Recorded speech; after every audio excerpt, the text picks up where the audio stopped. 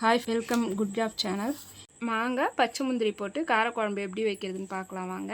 அதுக்கு தேவையான பொருட்கள் வந்து ஒரு மாங்காயை எடுத்து கட் பண்ணிட்டேன்.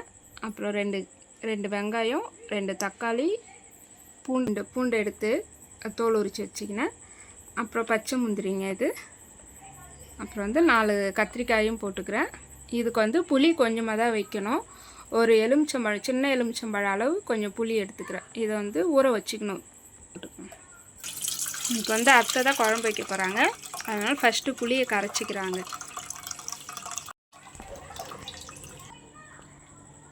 உப்பு போட்டுக்கிறாங்க. மிளகாத்தூள் போடுறோமா?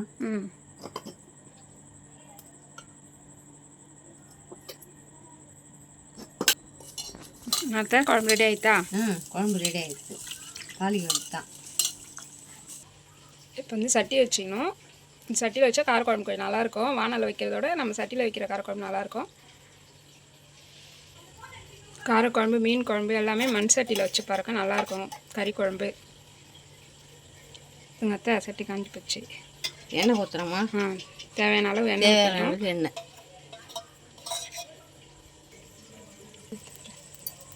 கடுகு போடுறோமா? ஒரு ஸ்பூன் இருக்குமா அத்தை? ஒரு ஸ்பூன்.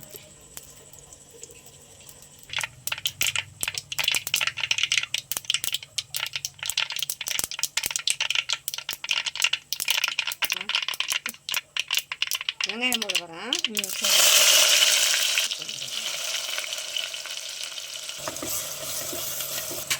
பூண்டு போட போகிறோம்.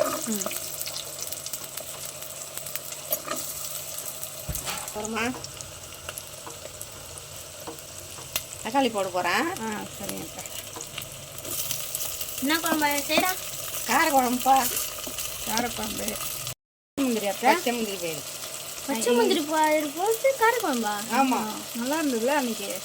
அதனால் மறுபடியும் அன்றைக்கி நான் வச்சேன், இன்றைக்கி ஆயா வைக்கிறாங்க. அம்மா வைக்கிறதோட ஆயா வைக்கிறதுக்கு கொஞ்சம் நல்லா இருக்கும்ல, அதனால் ஆயா வைக்க சொன்னேன். நான் பச்சை முந்திரி கிடைச்சிது, அதனால் பச்சை முந்திரி போட்டு வைக்கிறேன். சப்போஸ் உங்களுக்கு பச்சை முந்திரி கிடைக்கலன்னா காஞ்ச முந்திரி கூட ஊற வச்சு செய்யலாம், நல்லாயிருக்கும். அப்படியே கூட போட்டு செய்யலாம், நல்லாயிருக்கும். மாங்காய் போட போகிறீங்களா? போடுங்க.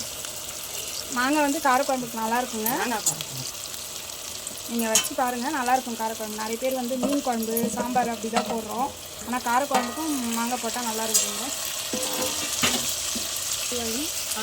சொல்லுங்க குழம்பு தண்ணியில் கொடுப்பா. கத்திரிக்காய் போடுறோமா? கத்திரிக்காய் வந்து வதக்க மறந்துட்டாங்க, அதனால் நாங்கள் அப்படியே போடுறோம். இப்படி போட்டாலும் நல்லா தான் இருக்கும். நீங்கள் ஆனால் வதக்கி போட்டுக்கோங்க. அவங்க மறந்துட்டாங்க, நானும் பார்க்கவே இல்லை.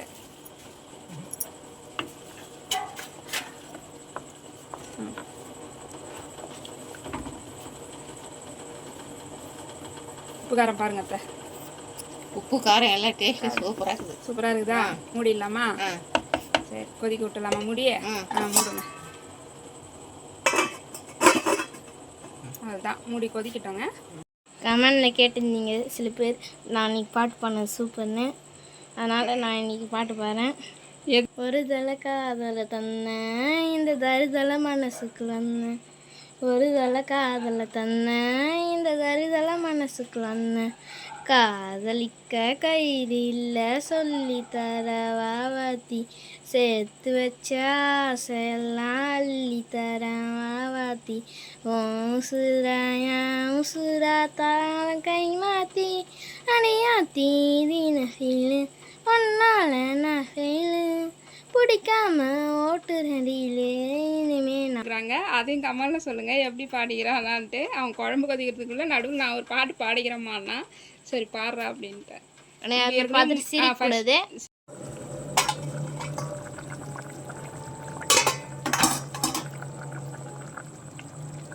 குழம்ப வந்து நடுவில் கிளறி பார்த்துப்போம்.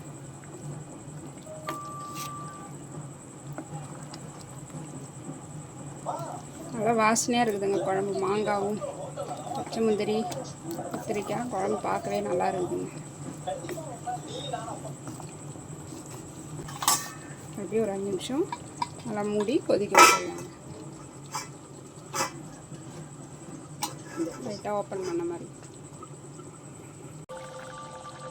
அவ்வளோதாங்க, குழம்பு கொச்சிடுது. இப்போ கொத்தமல்லி புதினா போட்டு இறக்கிடலாம்.